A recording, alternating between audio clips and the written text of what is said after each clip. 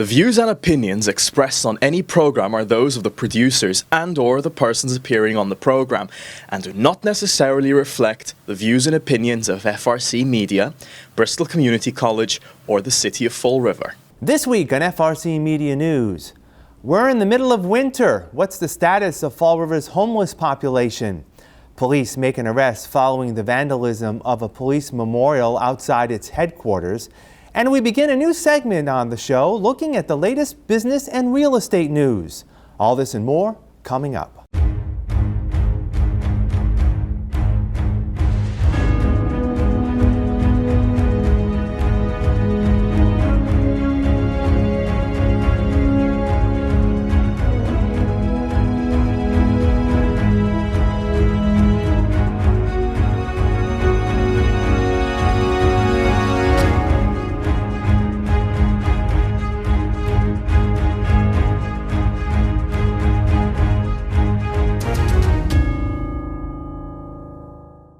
Happy New Year! It's Thursday, January 9th, 2025, and this is FRCmedia News. I'm Keith Tebow.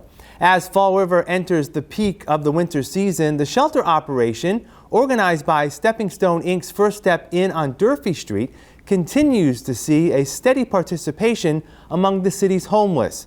Intake for the homeless population in Fall River is administered by the First Step Inn, which houses 50 shelter beds during the winter season. Once filled, 30 individuals can be sheltered nightly at the Tomeo Center on Bay Street.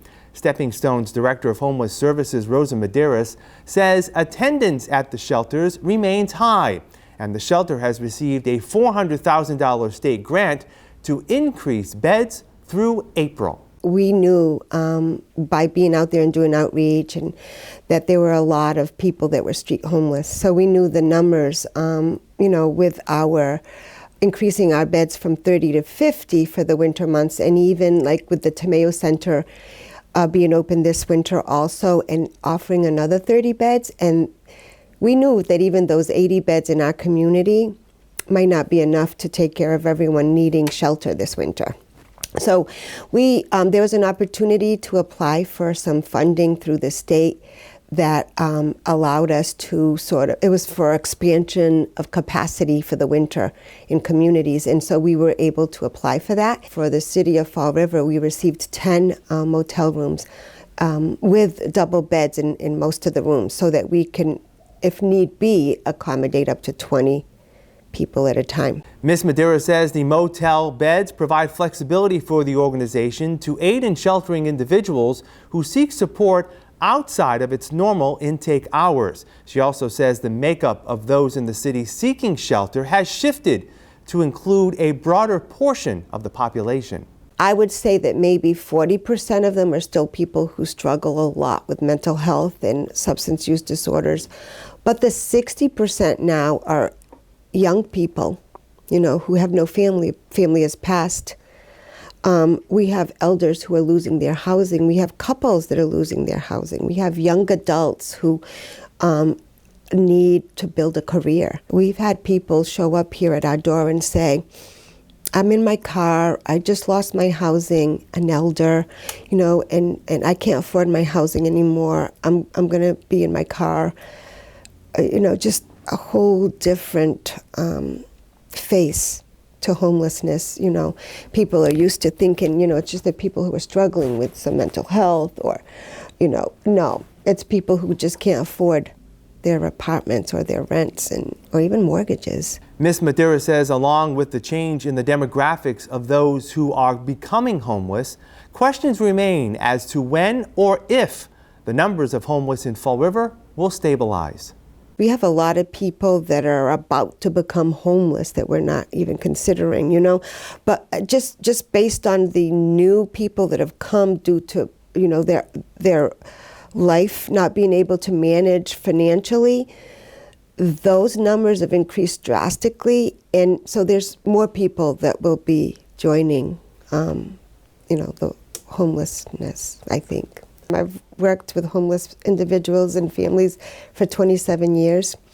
And every year I'm hoping to be able to make a dent or, break as many cycles of homelessness as possible. And I think That's all that we can hope for, is to break as many people break the cycle of homelessness for as many people as possible. But unfortunately, the trend is that unless we address poverty, homelessness isn't going away.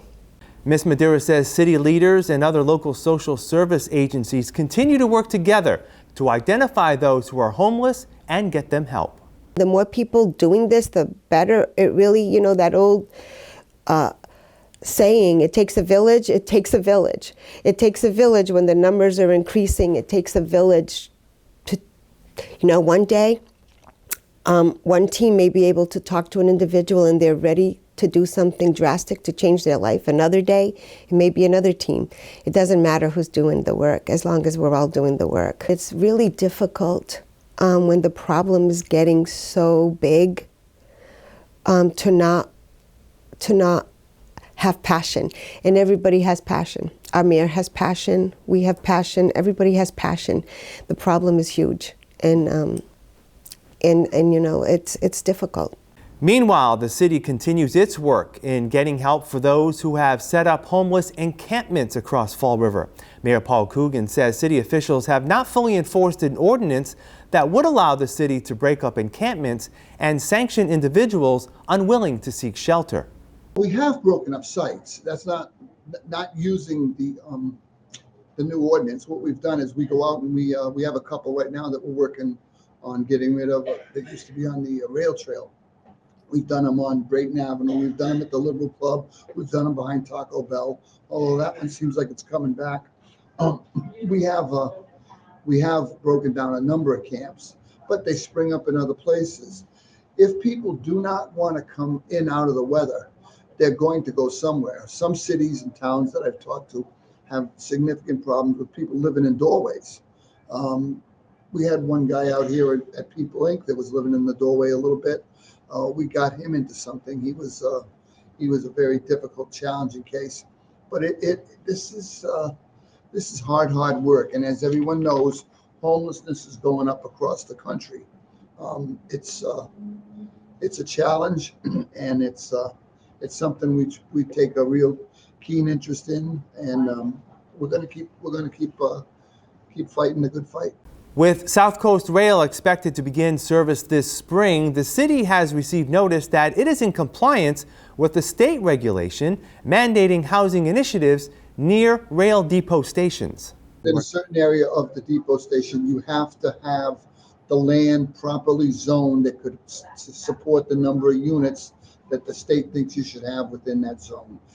I just went over this with Danny a few minutes ago. It's not so much the number of units, it's the potential for land available to build the number of units that could support people walking to the train station and increase the housing count in the city of Fall River. So again, using their matrix, we did a full dive into it, especially the engineering department, and we fitted all the check marks necessary to be compliant. Communities that fall under the MBTA's housing mandate had until December 31st to file their plans with the agency. Communities that do not comply with that mandate may be penalized via a reduction of state financial resources. Last weekend, the Fall River Police Department's Fallen Officers Memorial outside its headquarters on Pleasant Street was vandalized with yellow spray paint. On Sunday, police announced that 29-year-old Lim Rodriguez was arrested in connection with vandalism of that police memorial. Police noted that it was determined that Mr. Rodriguez is suffering from severe mental health challenges at the time of his arrest. He's being charged accordingly, with a focus to ensure the suspect receives the appropriate care and support. Massachusetts State Senator Michael Rodriguez, who begins his 8th term representing Fall River, spoke to FRCmedia to preview the upcoming Senate term. Members of the state Senate were inaugurated last week, and Rodriguez says he continues to be humbled with the opportunity to represent the 1st Bristol and Plymouth district. Literally every day I wake up, go to work, and thinking what can I do in my role as senator in general, but chair of Ways and Means in particular, to deliver for my district, to ensure that the 185,000 constituents that I represent in the 7 communities that I represent, get the resources, get the tools, that policy is crafted to benefit them and their families. And whether it's in economic development, the particular earmarks that were received for the Flint, $7 million for Flint Neighborhood Flint Neighborhood revitalization, whether it's the agricultural bills to support our farming, our fishing, and our cranberry industries that are so important to the Bristol and Plymouth County communities that I represent. Free community college, the fact that now every resident of the Commonwealth has the opportunity to attend our community college without tuition or fees. Senator Roderick says Democrats and Republicans in the state legislature, unlike Congress, continue to work collaboratively in the best interest of residents, focusing on the cost of living here in Massachusetts. Globally, a focus of ours in the Senate has been the competitiveness and the affordability of Massachusetts. Mm-hmm. We are witnessing a large number of people leaving Massachusetts because it is unaffordable. And the demographic that's most concerning of ours leaving are the 25 to 40-year-old young working families that, because of the cost of housing, because of the cost of higher education, because of the cost of living here in the Commonwealth of Massachusetts, are choosing to go move to North Carolina, to Alabama, to Florida, and the like. So we have, whether it was the Affordable Homes Act housing bill that we passed last year, the free community college, all of the additional resources we're providing in early education and care, child care, trying to address those issues to ensure that these young families stay here in Massachusetts. We need them. The senator will begin his 7th year as chair of the Senate Committee on Ways and Means, becoming the longest-serving member to hold that office. He's in charge of guiding the Senate version of the state budget. In recent years, the state experienced a rise in revenue due to increased federal investment during the pandemic. As the legislature begins work on the FY 2026 state budget taking effect in July, revenue projections for the coming year are back in line with levels before 2020, meaning discretionary spending may be impacted. So it's going to be a tough fiscal year, FY 26. It is one we will navigate. It is one that we've navigated these before.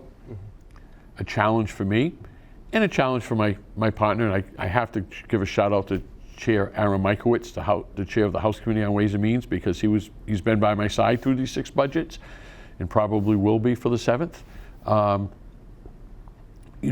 We have a challenge of member management. We have a lot of members, new senators that have been elected since the last economic slowdown, that have only been there during the flush, robust times. Right. Mm-hmm.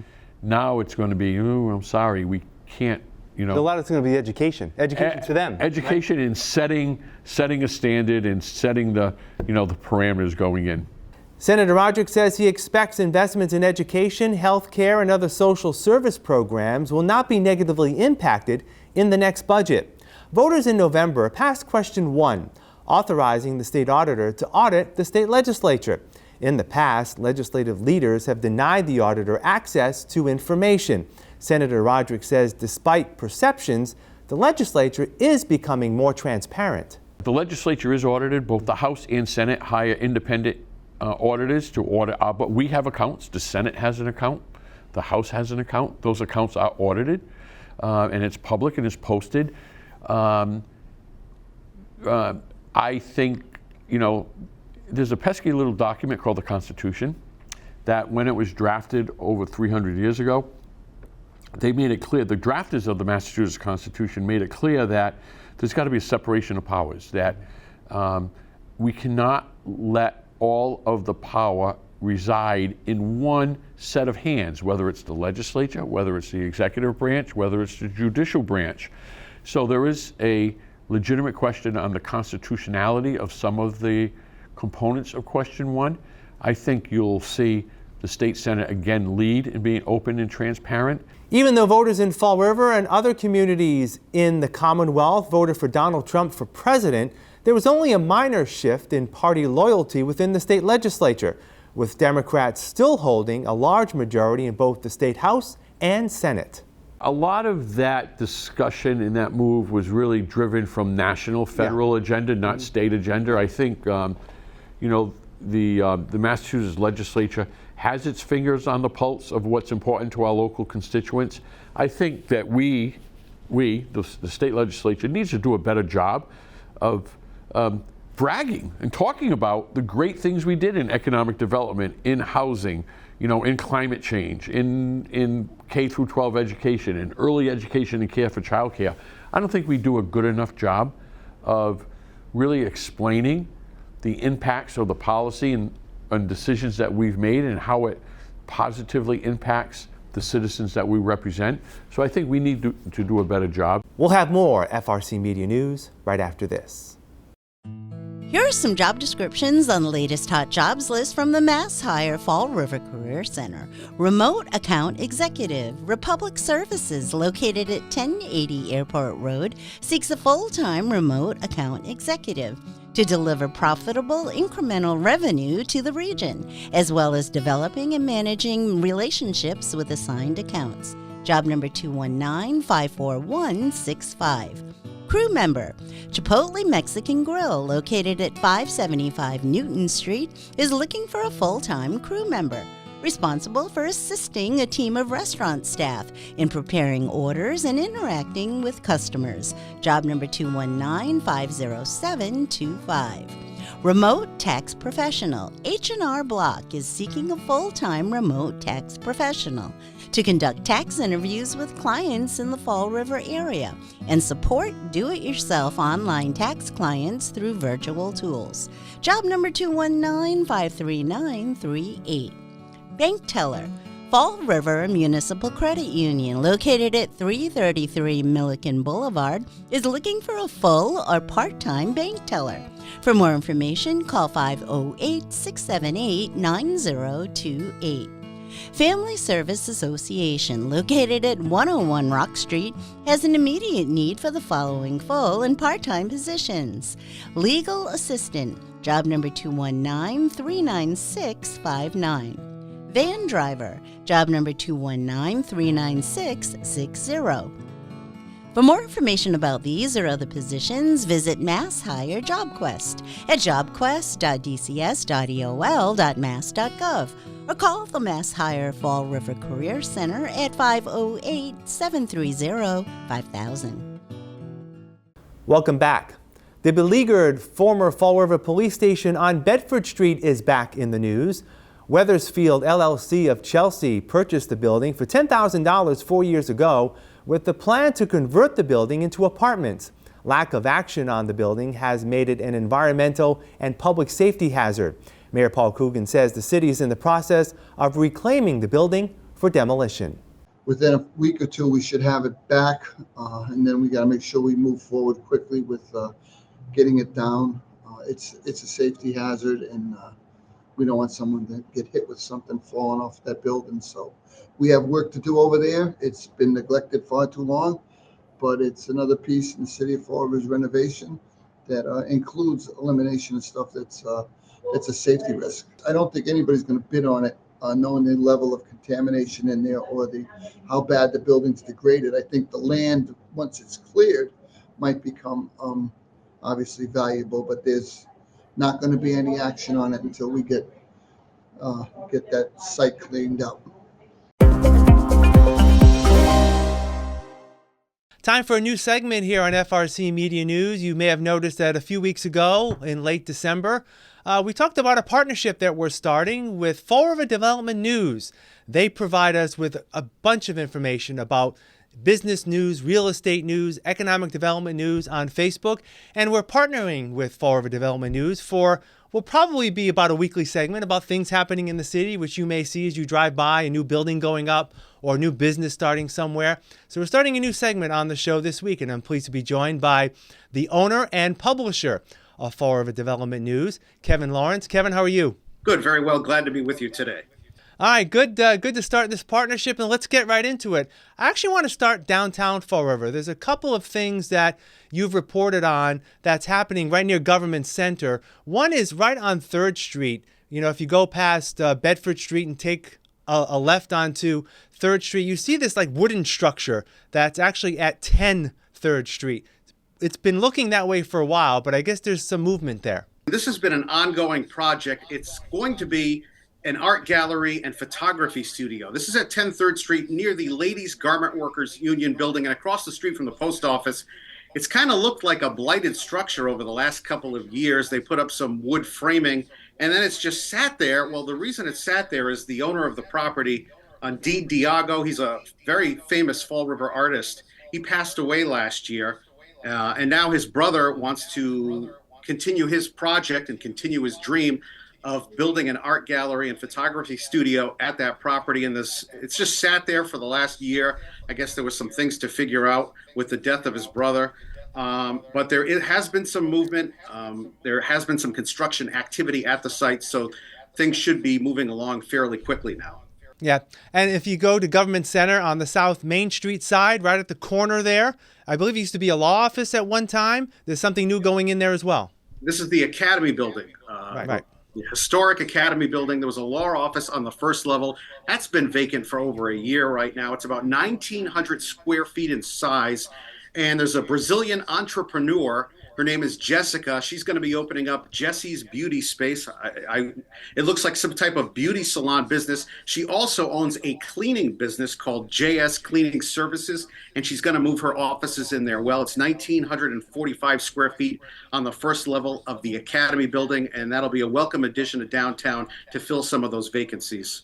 Yeah, I mean, people who drive downtown will see a lot of vacancies. So you're right; it's good to have that presence there, and who knows, maybe it'll spur some other activity up and down South Main Street.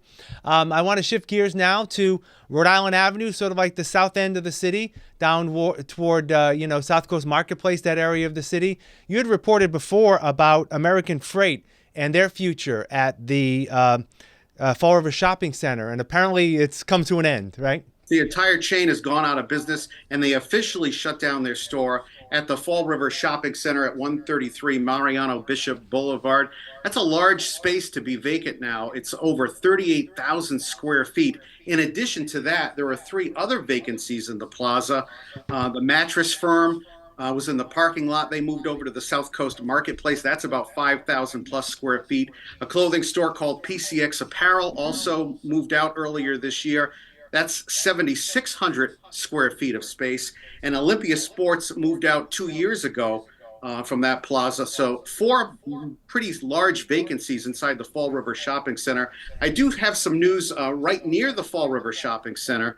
The plaza that contained Burns Power Tools.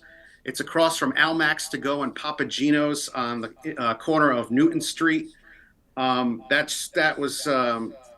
That building was hit with a fire back in 2022 inside Burns Power Tools, and it's been an eyesore. I mean, it's really been, it's a shell of a building. It's boarded up, and they're finally going to demolish it. There's crews out there right now, as of today, demolishing that site. It's up for sale, but at least it'll clear that area of a blighted property. We'll get it to grade level, and they can remarket the site. And, one of the things we always like to talk about is new restaurants in Fall River. And there's sort of like, I guess, a changing of the guard on Rodman Street where there is, the St. John's Athletic Club, and now there's going to be a new restaurant in that location. Well, the restaurant that was there was the Azores Family Restaurant. It was only there for about a year. It was very popular. They are moving over to Swansea in Ocean Grove, where the former Ocean Grove Steakhouse was. They're going to be occupying that space. And then we learned that a new restaurant called Olympios will be moving into where the Azores Family Restaurant was at the St. John's Athletic Club on Rodman Street.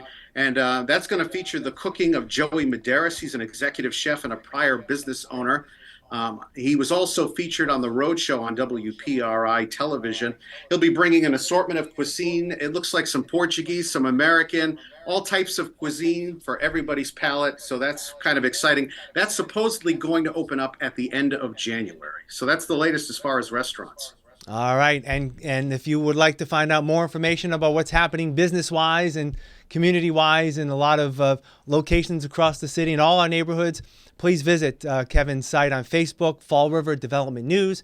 You'll get up-to-date information right from there. All right, Kevin, we'll talk again soon. I appreciate it. Thank you, Keith. We'll wrap up this edition of FRC Media News after this. Hello and welcome to Hot Dogs and Cool Cats. Today we have Madison. Madison is a 4-year-old beagle. She did come to us as a surrender, unfortunately, after her owner passed away.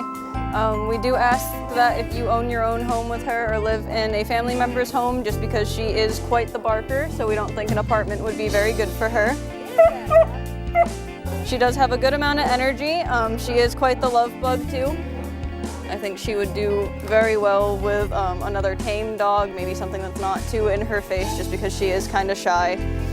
But yeah, if you're interested in meeting Madison, you can come on down to 300 Linwood Street in Fall River, or you can go to foreverpaws.com and fill out our application online as well.